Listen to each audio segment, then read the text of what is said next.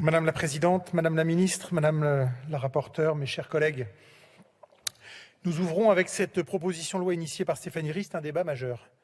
Un débat majeur au moment où notre système de santé connaît une grave crise dont les racines sont anciennes, nous le savons. Un débat majeur au moment où la question de l'accès aux soins est une des angoisses les plus fortes de nos concitoyens et qu'ils expriment tous les jours, car ils voient notre système de santé se déliter sous leurs yeux.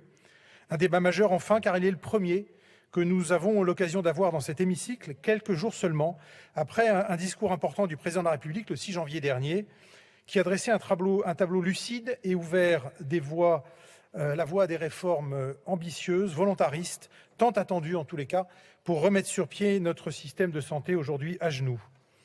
Nous en sommes tous particulièrement conscients, je le sais, le choc de la démographie médicale frappe de plein fouet nos territoires. Et la crise, on le sait, s'accélère. La France a perdu 6 000 généralistes ces 10 dernières années. Elle en perdra encore 6 000 ces 5 prochaines années seulement. Les chiffres parlent d'eux-mêmes, vous les connaissez. 87% du territoire est considéré comme une zone particulièrement sous-dense en personnel médical et 11% des patients de 17 ans et plus n'ont pas de médecin traitant. Cela correspond à peu près à 6 millions de nos concitoyens, dont 600 000 sont des personnes en affection de longue durée.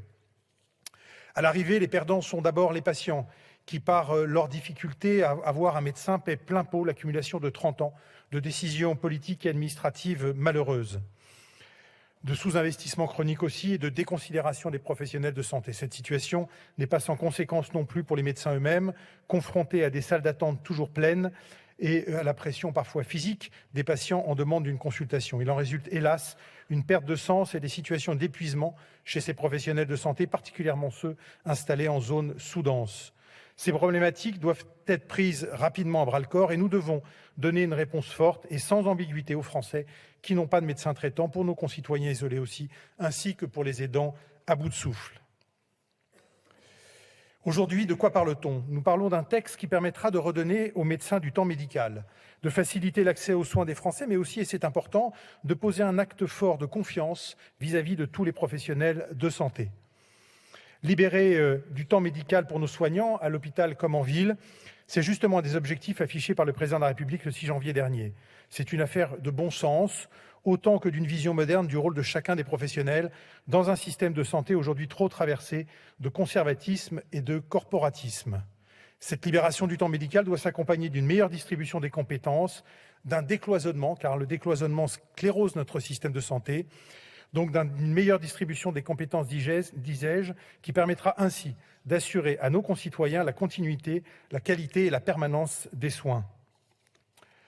Donner plus de responsabilités aux paramédicaux. Cette idée est ancienne, elle a été évoquée et elle l'est encore régulièrement. Dans ma circonscription, lors d'une réunion organisée dans le cadre du CNR Santé, à laquelle la ministre avait participé, les médecins de terrain, les paramédicaux de terrain avaient tous convergé vers la nécessité d'avancer dans cette voie-là. Je me réjouis ainsi de voir que ces pistes de réflexion de terrain sont inscrites dans cette proposition de loi portant amélioration de l'accès aux soins par la confiance aux professionnels de santé. Cette proposition de loi, bien sûr, n'est pas la potion miracle qui va guérir d'un coup tous les maux du système de santé, mais il constitue une pierre utile et directement applicable pour faire un pas décisif dans l'accès de tous aux soins. Il y a de l'engagement, il y a de la volonté de faire, il y a la volonté d'avancer sur le terrain, nous le savons tous, nous le voyons dans nos circonscriptions. Je crois qu'aujourd'hui, il est temps de faire confiance aux professionnels de terrain et cette proposition de loi poursuit cet objectif-là. La libération massive de temps médical est dès lors indispensable. Elle doit s'accompagner d'une généralisation et d'une simplification des délégations d'actes, mais aussi d'une répartition plus juste des obligations, en permettant d'une part l'accès direct à 3 professions paramédicales, et d'autre part en créant une nouvelle profession intermédiaire en médecine dentaire. Cette proposition de loi concourt nettement à cet objectif. Très courant dans les pays anglo-saxons notamment, la pratique avancée doit libérer du temps médical aux médecins et mieux prendre en charge les patients en leur permettant un accès aux soins primaires facilités. Un patient pourra donc désormais, sans prescription médicale et donc sans consultation préalable, être remboursé de ses soins en allant consulter un kiné ou un orthophoniste. C'est autant de temps médical libéré pour les médecins pour prendre en charge les patients plus urgents ou les cas pathologiques. La sécurité des soins est assurée par l'information systématique du médecin traitant, par la communication des bilans et comptes rendus de séances. Dans cette même perspective, la création d'une nouvelle profession en assistant bucco-dentaire permettra aux chirurgiens dentistes de déléguer des tâches et de libérer du temps pour les actes complexes. Telle qu'elle est organisée, cette proposition de loi va dans le bon sens et c'est pour ça, parce qu'elle assure la continuité, la qualité et la permanence des soins, que le groupe Horizon la soutiendra. Merci beaucoup. Je vous remercie.